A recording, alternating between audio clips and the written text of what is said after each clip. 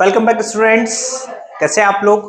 और जैसा कि हम जानते हैं हमारी इस सीरीज में हम जो है बेसिकली हमारे एसएससी जीडी एनटीपीसी और जितने भी हमारे कॉम्पिटिटिव एग्जाम है वनडे उनके बारे में जो है हम हमारा जो है प्रैक्टिस सेट कर रहे हैं। और इस लेक्चर में भी हम जो है हमारा प्रैक्टिस सेट जो है डिस्कस करने वाले हैं हमारे जनरल अवेयरनेस का। सो आगे बढ़ते हैं। और जैसा कि हम जानते हैं इन पूरे प्रैक्टिस सेटों में जो सेट्स हमारे होते हैं उसमें हम लोग 20 क्वेश्चंस को रैपिड फायर के उसमें है ना डिस्कस करते हैं और जल्दी जल्दी उनको करने का ट्राई करते हैं। और ये सारे ही हमारे एसएससी के एनटीपीसी के पीवाईक्यूज हैं। चलिए आगे बढ़ते हैं।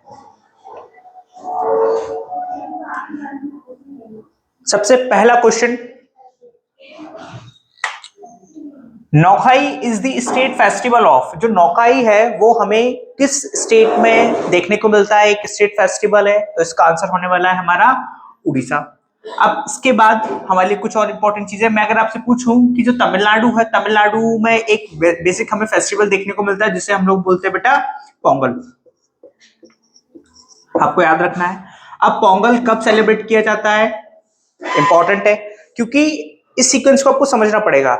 जब साउथ इंडिया में पोंगल सेलिब्रेट किया जाता है उसी टाइम फेज में सेंट्रल इंडिया में मकर संक्रांति सेलिब्रेट किया जाता है। उसी टाइम में जो हमारा पंजाब है वहां पर हमें जो है लोहरी देखने को मिलता है। और जो हमारा नॉर्थ ईस्ट है वहां पर जैसे असम, वहां पर हमें जो है बिहू देखने को मिलता है। चलिए आगे बढ़ते हैं हमारे सेकंड क्वेश्चन की तरफ। सेकंड क्वेश्चन बेसिकली हमारा अगेन हमारा साइंस का क्वेश्चन है और आपको यहाँ पर सारे क्वेश्चंस मिक्स देखने को मिलेंगे। चलिए क्वेश्चन बड़ा इजी है। विच of the following is a straight chain alkyl carbonic acid with the chemical formula. ये जो केमिकल फॉर्मूला है ये हमें किसका देखने को मिलेगा। बहुत ही इजी क्वेश्चन है, इसका आंसर होने वाला है ब्यूट्रिक एसिड। Butyric acid. अब मैं अगर आपको पूछूं जो हमारा वॉशिंग सोडा है उसका केमिकल फॉर्मूला क्या होगा, बेकिंग सोडा क्या है उसका केमिकल फॉर्मूला क्या होगा, तो ये सब आपको याद रखना है और मुझे कमेंट सेशन में इनका आंसर मुझे आप बताइए। ठीक है आगे बढ़ते हैं। अब हमारा थर्ड क्वेश्चन। थर्ड क्वेश्चन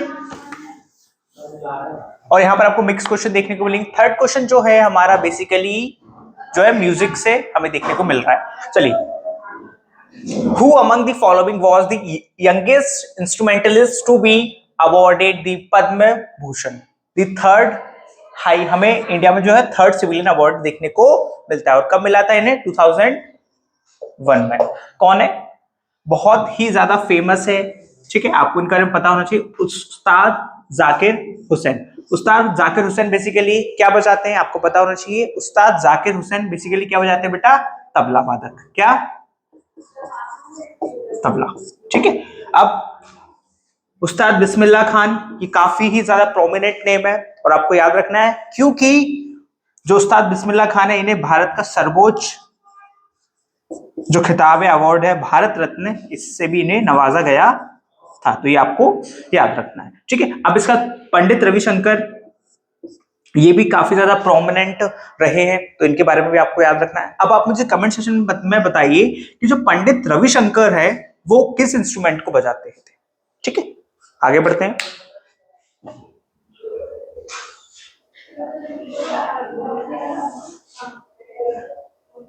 अब नेक्स्ट आपको जो क्वेश्चन देखने को मिल रहा है बेसिकली वो हमारे पॉलिटी का क्वेश्चन है। कहां का क्वेश्चन है, पॉलिटी का। Which article of the Indian constitution prohibits providing of any religious instructions in the educational institute maintained by state। तो कौन सा आर्टिकल होने वाला है हमारा, आर्टिकल 28। इसके बाद एक हमारे लिए इंपॉर्टेंट चीज है, आर्टिकल्स की जब भी हम बात करेंगे बेसिकली हमारे फंडामेंटल ड्यूटीज के बारे में, तो आर्टिकल जो है 32 हमें याद रखना है। और आर्टिकल 32 को बेटा हार्ट एंड सोल कहा जाता है। हार्ट एंड सोल कहा जाता है। ये मैंने नहीं कहा है, ये डॉक्टर भीमराव अंबेडकर जी ने इसे हार्ट एंड सोल कहा है। अब इसके बाद आर्टिकल जो है 21A भी हमारे लिए इंपॉर्टेंट है और कमेंट सेक्शन में आप मुझे बताएंगे ये किससे रिलेटेड है। चलिए आगे बढ़ते हैं। अब अगेन हमारा पॉलिटी का आर्टिकल का क्वेश्चन और इंपॉर्टेंट है। Article 77 of the Indian constitution deal with the, किससे डील करता है बेटा, ये आपको पता होना चाहिए। ये बेसिकली डील करता है, ठीक है। अब सबसे पहले अगर मैं देखूं तो ये किससे डील करता है, conduct of business of the government of India, ठीक है। तो ये आपको याद रखना है। चलिए आगे बढ़ते हैं।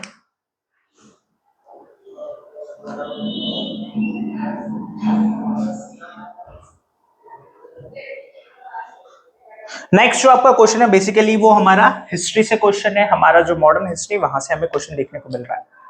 Who was the revenue minister during the rain of Akbar, Akbar के टाइम पे उनके जो है रेवेन्यू मिनिस्टर कौन थे, ये काफी ही ज्यादा फेमस है, उनका नाम है टोडरमल।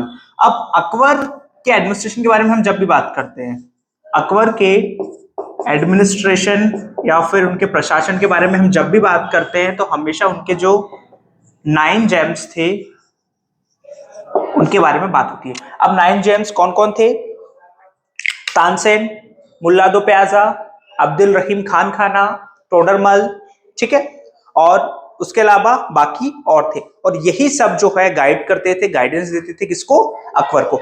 अब इसके बाद अकबर की जो कैपिटल थी बेटा वो क्या थी, वो थी फतेहपुर सीकरी। फतेहपुर सीकरी हमें कहां देखने को मिलती है आज, ये हमें देखने को मिलती है आगरा में, ठीक है, ये आपको याद रखना है, ठीक है। आगे बढ़ते हैं। उसके बाद जो हमारा नेक्स्ट क्वेश्चन है बेसिकली वो हमारा अब हमें देखने को मिल रहा है हमारी जो है ज्योग्राफी से, ठीक है। इसको देख लेते हैं थोड़ा सा।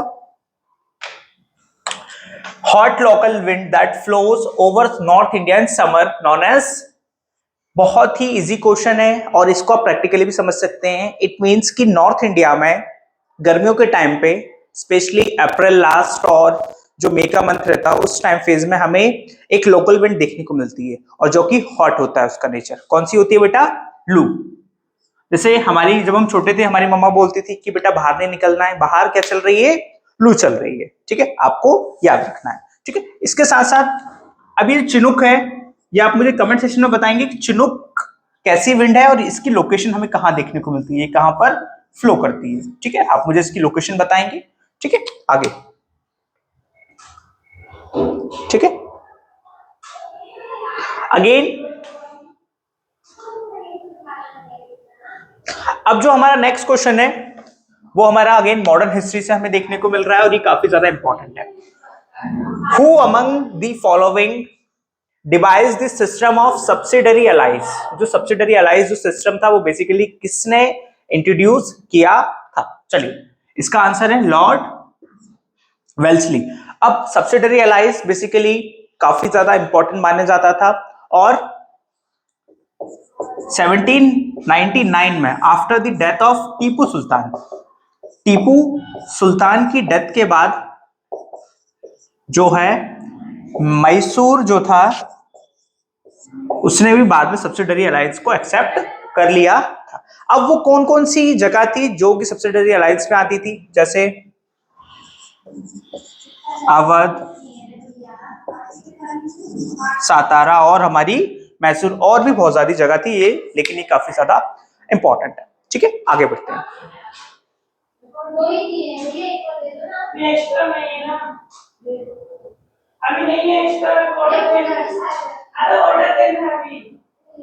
चलिए आगे आगे बढ़ते हैं। अब जो हमारा नेक्स्ट क्वेश्चन है वो बेसिकली हमारे डिसीज से देखने को मिल रहा है, इसको पढ़ लेते हैं थोड़ा सा।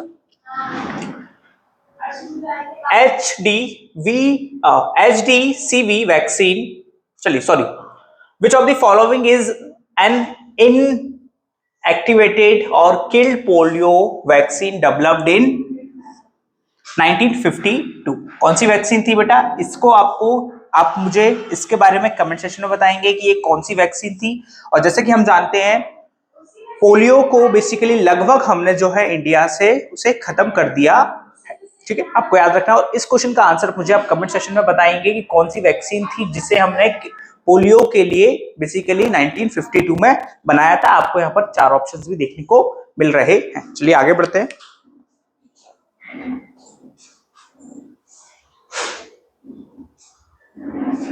चलिए आगे। अब बुक से हमेशा एसएससी में क्वेश्चन पूछा जाता है, चाहे एनटीपीसी हो कोई भी हो, यहां पर बुक से तो क्वेश्चन आपको पूछे जाते हैं। अब क्वेश्चन क्या है, विच of the following books is incorrect. आपको क्वेश्चन को केयरफुली पढ़ना है, वो करेक्ट पूछ रहे हैं या फिर इनकरेक्ट पूछ रहे हैं। Incorrect paired with its respective author. Incorrect पूछा है, पहला ऑप्शन हिंद स्वराज जिसे महात्मा गांधी जी ने लिखा था, बिल्कुल सही है ये। वाई आई एम इन इथिस भगत सिंह, बिल्कुल सही। गीतांजलि रविंद्रनाथ टैगोर, बिल्कुल सही। और फोर्थ है the discovery of India Subhash Chandra Bose, ये गलत है। इट मींस हमारा आंसर फोर्थ ही होने वाला है। ठीक है, अब थोड़ा सा इसको और डिस्कस कर लेते हैं। डिस्कवरी ऑफ इंडिया काफी ज्यादा फेमस किताब है, जिसे लिखा था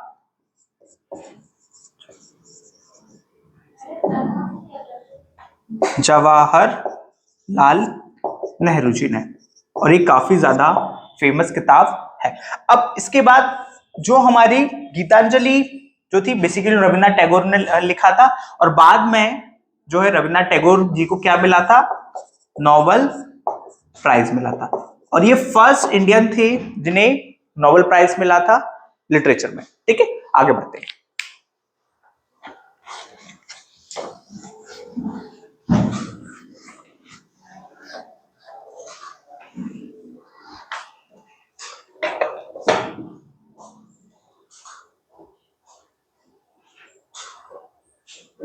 चलिए नेक्स्ट क्वेश्चन। अभी जो हमने लास्ट क्वेश्चन डिस्कस किया था उसी के ऊपर ये क्वेश्चन है, और ये काफी ज्यादा इजी होने वाला है। ठीक है, who among the following was a poet who won Nobel Prize for literature in 1913। अभी हमने इसके बारे में डिस्कस किया था, कौन होने वाले हमारे यहाँ, इसका आंसर होने वाला है रविन्द्रनाथ टैगोर। इन्हें किसके लिए मिला था, गीतांजलि के लिए। ठीक है, आपको याद रखना है। और इंडिया का जो नेशनल एंथम है, इंडिया का जो नेशनल एंथम है, बेसिकली उसे भी इन्होंने ही कंपोज किया था। कौन सा है,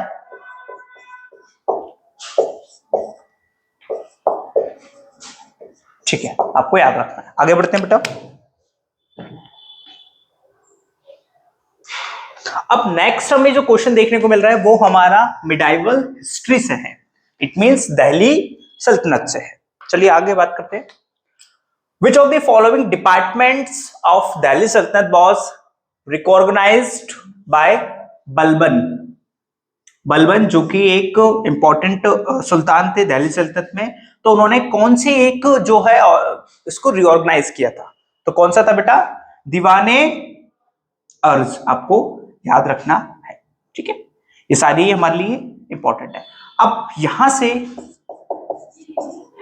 दीवाने आम, आप मुझे कमेंट सेक्शन बताइए आज हम उसे क्या कहेंगे। ठीक है, या फिर दीवाने आप मुझे आम जो है मुझे कमेंट सेक्शन में आप बताएंगे। ठीक है, आगे बढ़ते हैं। अब अगेन यहां से हमें जो है हमारे स्पोर्ट्स का एक क्वेश्चन देखने को मिल रहा है। ये हमें हर एक एग्जाम में, वनडे एग्जाम में स्पोर्ट्स से क्वेश्चंस तो देखने को मिलते हैं। When was the Indian hockey federation established. Indian hockey federation कब एस्टैब्लिश्ड हुई थी, तो इसका आंसर है 1925। आपको ये याद रखना है। ठीक है, आगे बढ़ते हैं। ठीक है, अगेन अब ये आपका जो क्वेश्चन है वो बेसिकली केमिस्ट्री से है। विच of the following element is a metalloid. ठीक है, इनमें से कौन सा एलिमेंट है जो मेटलॉइड है, इसका आंसर होने वाला है हमारा सिलिकॉन। अब आप मुझे ये बताइए कि हमें जो है टोटल कितने एलिमेंट्स देखने को मिलते हैं, 118, 118 जो है 118 एलिमेंट्स हमें देखने को टोटल मिलते हैं। अब इसके बाद अगर मैं बात करूं, जो हाइड्रोजन होता है वो हमें कौन से नंबर पे देखने को मिलता है, ये आप मुझे कमेंट सेक्शन में बताएंगे। ठीक है, आगे बढ़ते हैं।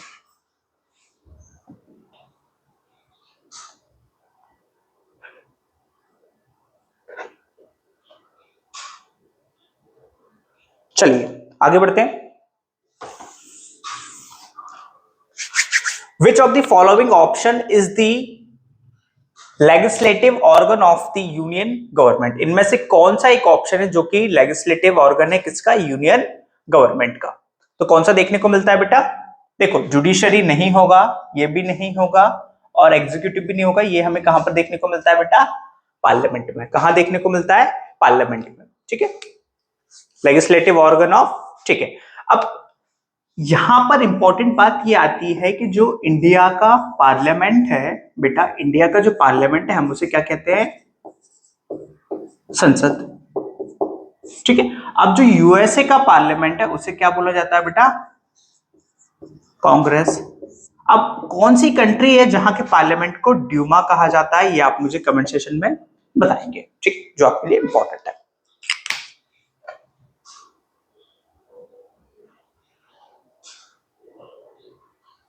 चलिए आगे बढ़ते हैं हमारे नेक्स्ट क्वेश्चन की तरफ। अब ये क्वेश्चन बेसिकली आपको दो तीन तरीके से पूछा जा सकता है। पहले क्वेश्चन पढ़ लेते हैं।